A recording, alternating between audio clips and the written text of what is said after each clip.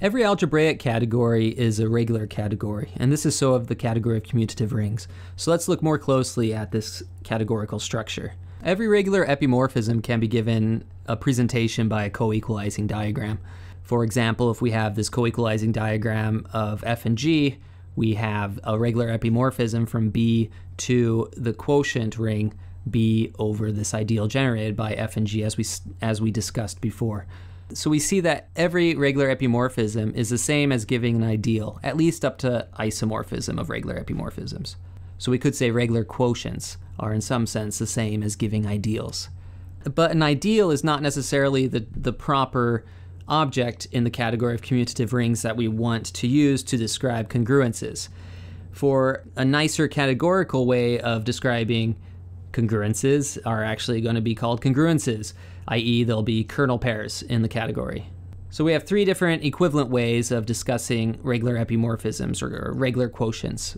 We have an ideal of A, or we can have just a regular epimorphism from A to the quotient ring, A over the ideal A, or we can have a kernel pair diagram where we're taking the kernel pair of that quotient morphism. We'll often use the same letter of the ideal as with the kernel pair, but beware that the congruence is actually a subring of the product A cross A, and an ideal is actually going to be a submodule of A and doesn't actually exist in the category of commutative rings.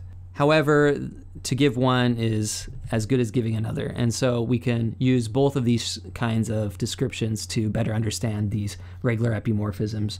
And as we said before, since commutative rings are algebraic, we know that's a regular category, and that means that we have image factorizations, or in other words, regular epi monofactorizations, and moreover, they are essentially unique. So in other words, if we're given this ring morphism f from A to B, we have this image factorization where the morphism from A to the image is a regular epimorphism, and the morphism from the image of f to B is a monomorphism.